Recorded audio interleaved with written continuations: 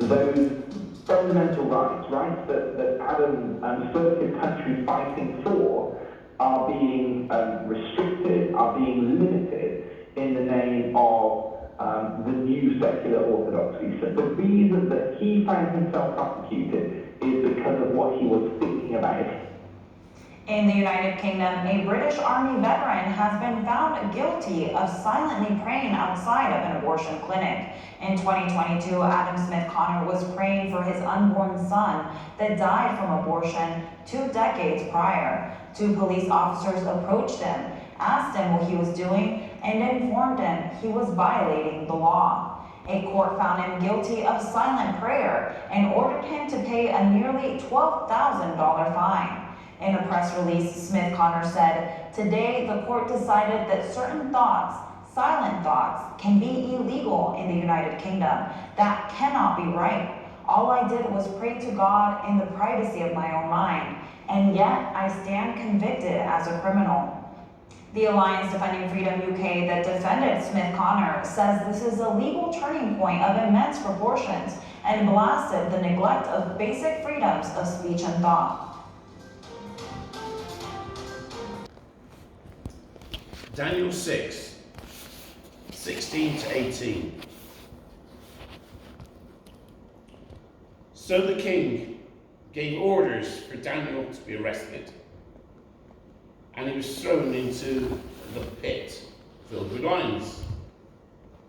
He said to Daniel, "May your God, whom you serve so loyally, rescue you." A stone was put over the mouth of the pit, and the king placed his own royal seal and the seal of his nobleman on the stone, so that no man could rescue Daniel.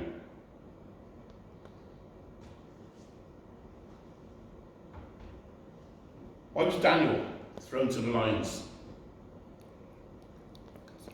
For praying. That guy, he was arrested for praying.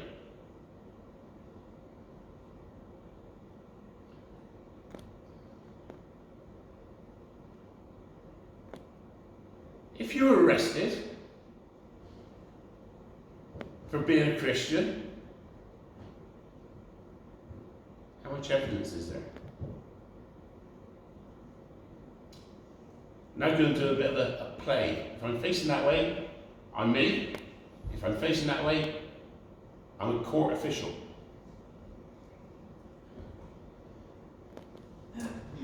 All right, court is in session to hear the case of the court versus Ian Francis. So, Ian, do you promise to tell the truth and nothing but the truth? You're accused of being a follower of this Jew called Jesus, also known as a Christian. How do you plead?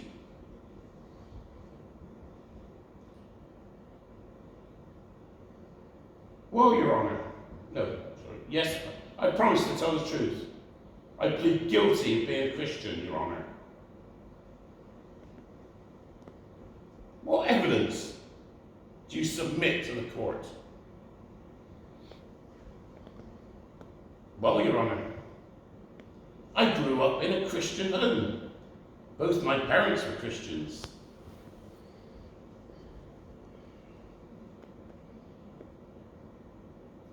So if you'd lived in a garage,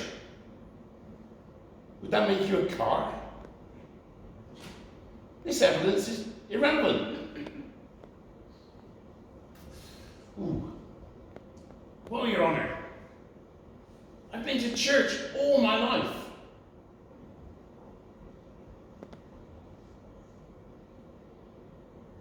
So, if as a child you were taken to Africa,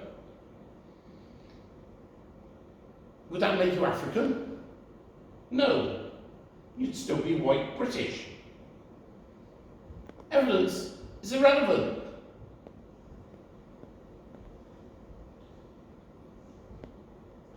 him this time. I learned the passages from the Bible that my Sunday school teachers encouraged me to learn.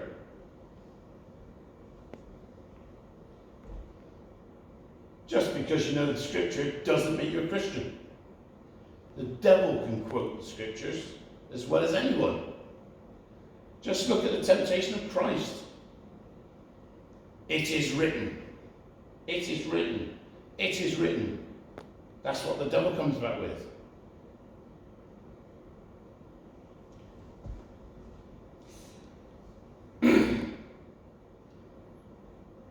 I was saved when I was 11 years old. I went forward to Dick Saunders crusade. Yeah, evidence noted. Got to take that one. But looking at the records, it didn't make a lot of difference, did it?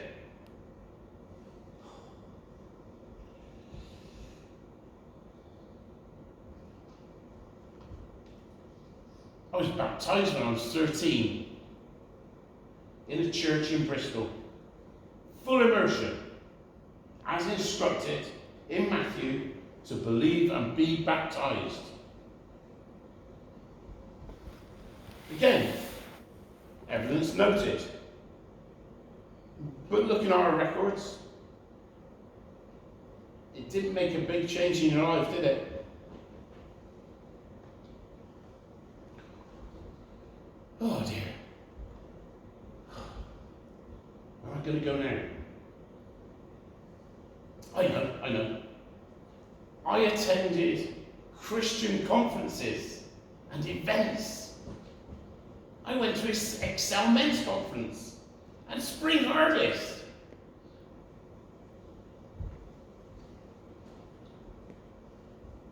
Surrounding yourself with Christians doesn't make you a Christian.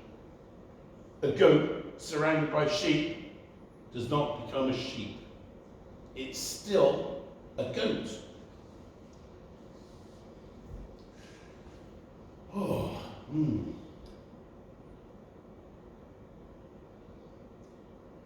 I went on a missionary trip to Bhutan with Open Doors.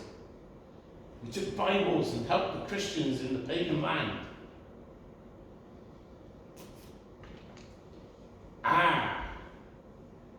Now we get close to some real evidence. Open Doors is a great organisation that does some amazing work.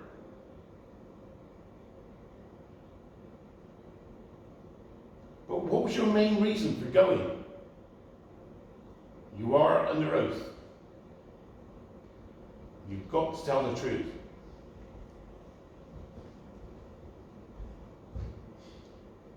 Well, Your Honour, the truth is, I wanted to go to Bhutan.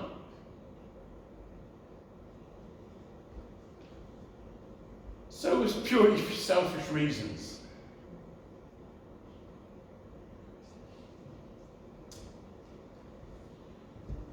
Not purely selfish. We prayed with the believers and encouraged them, brought them God's words and other supplies that are hard to get in the Himalayas.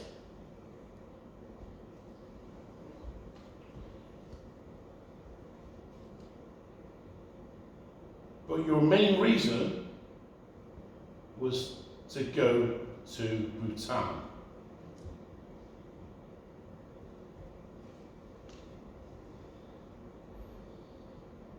Yes.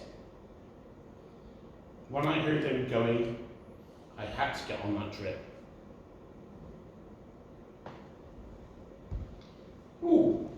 I have a deposition from the group leader saying that you were a significant member of our tour. So that's one thing in your favour. But upon your admission that your main reason for going was to journey to Bhutan, I have to dismiss this evidence and deposition as self-indulgence.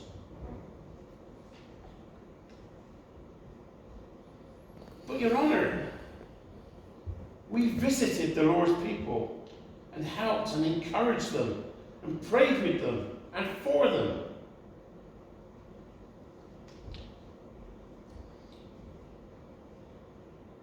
the evidence shows that your motives were selfish. You did it for your own benefit and pleasure. What other evidence do you bring?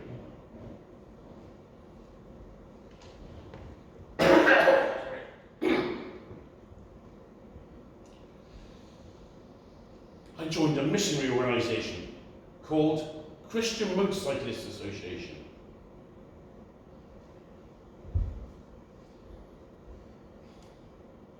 Really?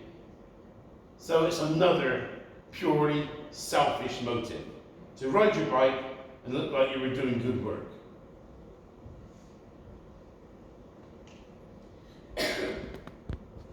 No, not at all. Joining CMA cost me time and money. I didn't have to, but I attended events and I reached bikers. I talked on a real level about issues that mattered, introduced bikers to the gospel and led them to the Lord. CMA seek out and befriend those on the fringes of society, those that have fallen through the social cracks, the people that don't fit in anywhere. Ooh. Please continue.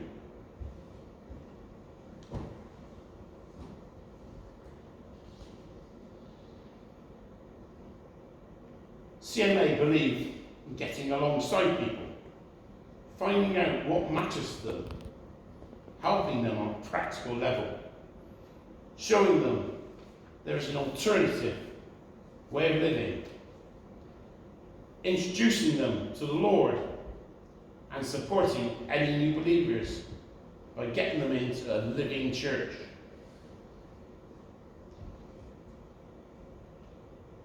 And you did this. You, even Francis, did this. Yes. On more than one occasion. We have a network of churches that are biker friendly, where we can introduce those young in the faith to a church family. Sometimes the first time they have had anything that resembles a family, to nurture and care and heal wounds, physical, mental, and spiritual.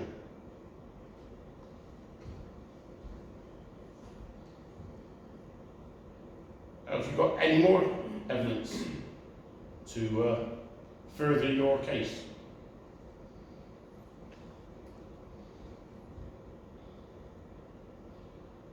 I've become a chaplain to the biking community, helping those who want my help and supporting those who are in need of a friend.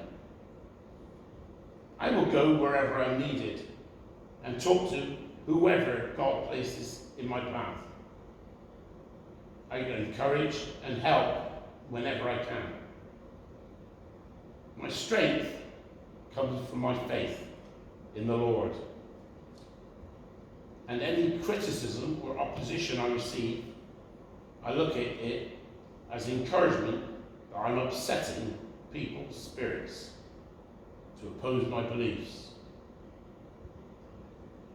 Recently, I put on Facebook, I want to be more like Jesus. I want to hang out with sinners. I want to tell stories that make people think. I want to upset religious people. I want to choose unpopular friends. I want to be kind, loving, and merciful. And I want to take naps on boats. That completes my evidence. I leave it to you, the jury, to decide if the evidence is sufficient to convict me of being a Christian. And I ask the question, is there enough evidence to convict each one of you.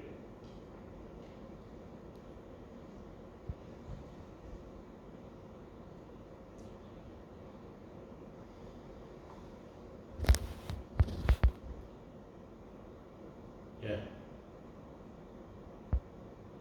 Sometimes I think there isn't enough evidence to convict me. Sometimes I'm thinking, am I doing it for my own benefit? But no, I don't think I am.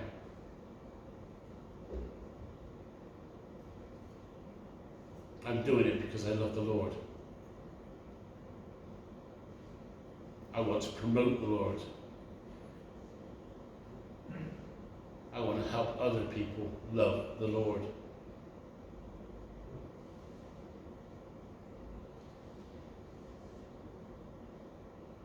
My evidence, most of it, was junk. Yeah, I did this, I did that, I did the other.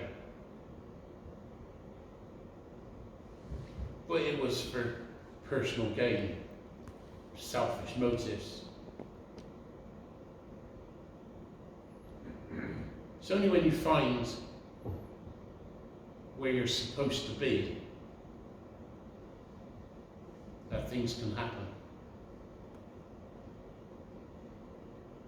Where are you supposed to be? Where is God putting you? Who is God putting in front of you to talk to?